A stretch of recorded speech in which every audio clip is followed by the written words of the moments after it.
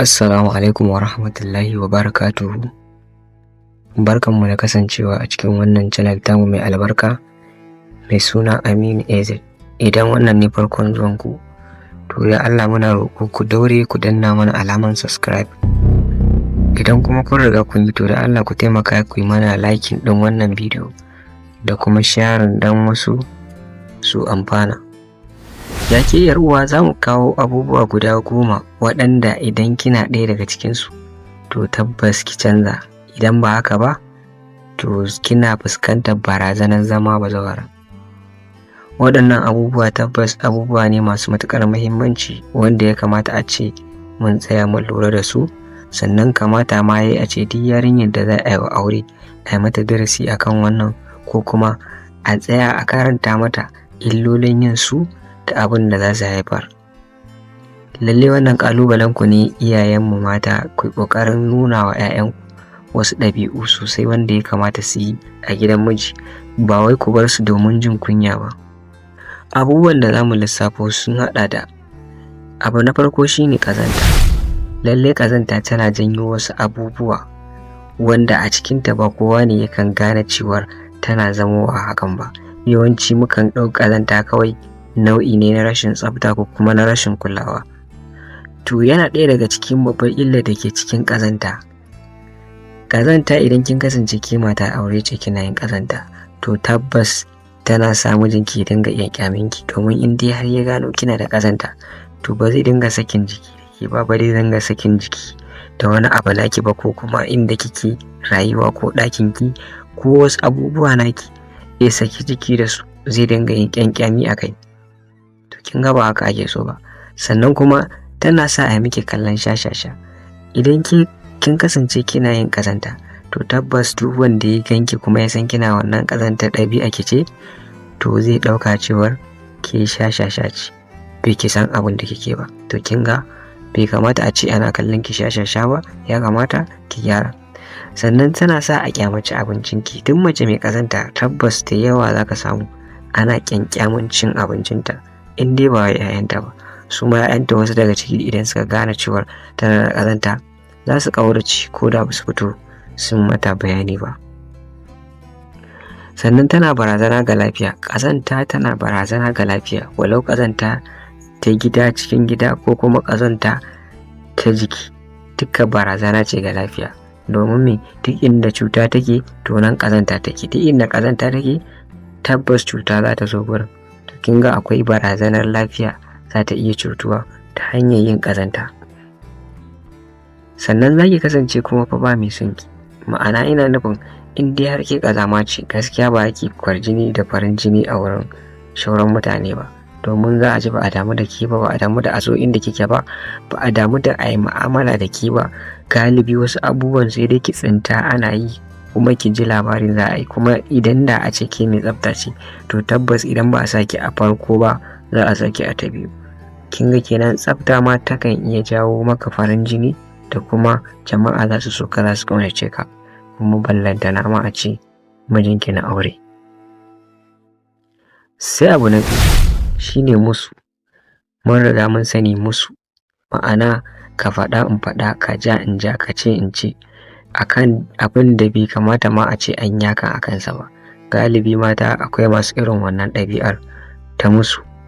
Musu yakan haddasa fitintunu kala-kala, domin musu yana zubar da kimarki a idan mijinki, matuƙar kin kasance kina musu da shi ta hanyar yin wasu abubuwa da zai saki, ko da zai gaya miki, ko da zai umarce ki musanta.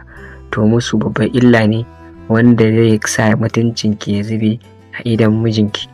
Lallai in kin san cewar kina da ɗabi'ar musu, to ki ƙoƙari ki yaƙe ta 100%. Hakan zai sa mutuncinki ya dawo a idan mijinki. Sannan musu yana hana a yi miki abu akan lokaci. Idan kin kasance kina yawan musu da mai gidan akan wasu abubuwa, to tabbas da yawa akwai abubuwan da za ki ce masa kina so, kuma wanda ya zama wajibi ya miki ɗin, amma kuma ba zai miki akan lokaci ba, saboda kina musanta mai akan wasu abubuwa wanda ke kanki kin riga kin sani. To kin ga hakan ba ƙaramar illa ya jawo miki ba. Sannan musu yana sa mijinki ya dinga kallon ki a jahila, domin duk matar da take musu da mijinta ko take jayayya da shi ko ja, to tabbas zai mata kallon cewa lallai wannan jahila ce, bata san muhimmancin miji ba, bata san tarbiyya ba, bata san mutunci ba.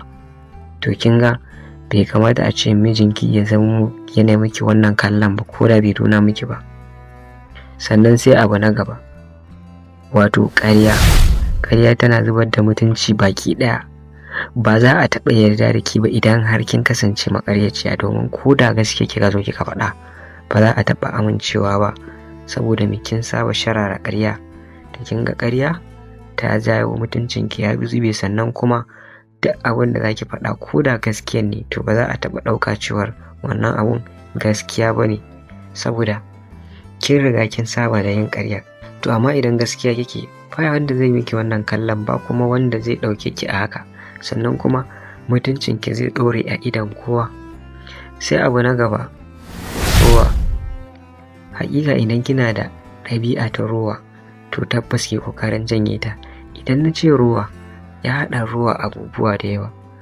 Akwai rowar kulawa, shi ma tsakaninki da mijinki rowar kula da shi. Kin masa rowa alhalin kina da damar da zaki kula da mijinki, kika ƙi, to kin masa rowa. Sannan rowa ta fuskar mu'amala yau da kullum da mutane, musamman akan kayanki, ki kasance mai kyauta ba mai rowa ba. Mijinki zai ji daɗi matuƙar ya san cewar ke mace ce mai kyauta, ko kuma ya ji ana yabanki cewa wance tana da kyauta. Hakan zai sa ya alfahari da ke, ya ji ƙwarin gwiwa yi miki wasu abubuwan ma da baki tsammani ba. Sai abu na gaba, wato gulma. Kada ki kasance magulmaciya. Idan na ce gulma magana ce mai faɗin gaske wacce abubuwa da yawa sun shiga cikin gulma. Amma me, ku mata kun san me ake nufi da gulma, to don haka gulma babban illa ce. Kada ki sake mijinki ya gane cewa kina gulma, kuma ke magulmaciya ce, ko kuma kina kawo masa gulmar wasu. Hakan zai sa mutuncinki ya zuba a idansa, kuma ya ji tsoron bayyana maki wasu sirrika nasa ko kuma wasu abubuwa, saboda bai san me zai je ya zo akan wannan magana ba. Sannan sai abu na gaba, yawan fita musamman idan mijinki ya sa kafa ya fita kasuwa ko ya fita wajen aiki, ke ma ki fita makota, ki je nan ki je nan. Haƙiƙa wannan babbar illa ce, kuma hakan yana jawo wasu matsaloli, domin akwai matan da suke da irin wannan ɗabi'ar. Barayi sukan fake da irin wannan matan, sai ya daidaici kina da yawo, ko kuma ke mai yawo ce, kina fita kin kulle gidan shi kuma ya hauro ya zo ya miki barna. Ni na san akwai matar da irin wannan fitan ya ja mata kusan auren ta ya kusa mutuwa, saboda me, mijinta ya fita ita ma ta fita, barawo ya shigo ya kwashe musu dukkan kayan abinci. To ana wannan yanayin, tsakani ga Allah dole mutum ransa ya ɓaci. Kin ga yawan fita ba ƙaidi, ba da dalili ba shi da wani amfani. Ki zaman ki a ɗakin ki zaman ki a gidanki, ki ci gaba da uzurorinki. In kika saba da haka kin more, amma yawan fita ba shi da wani amfani. Sai abu na gaba shine shirme. Kar ki kasance mai yawan yin shirme cikin magana. Shirme cikin magana ma'ana ana ɗauko magana sai ki saka wata kalma wacce za ta zama shashanci ce, ko ta zama ba ta dace da gurin ba.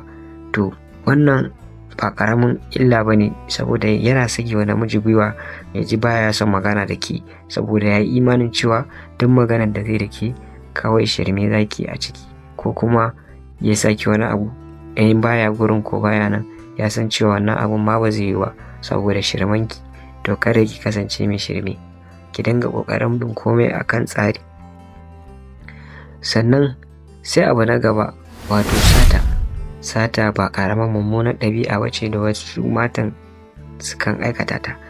Bai kamata a ce mijinki yana shan wahala yana kawo abubuwa ba, ke kuma kina sata, kina yin wasu uzurori da shi. Wannan ba ƙaramin zunubi kike ɗebo wa kanki ba.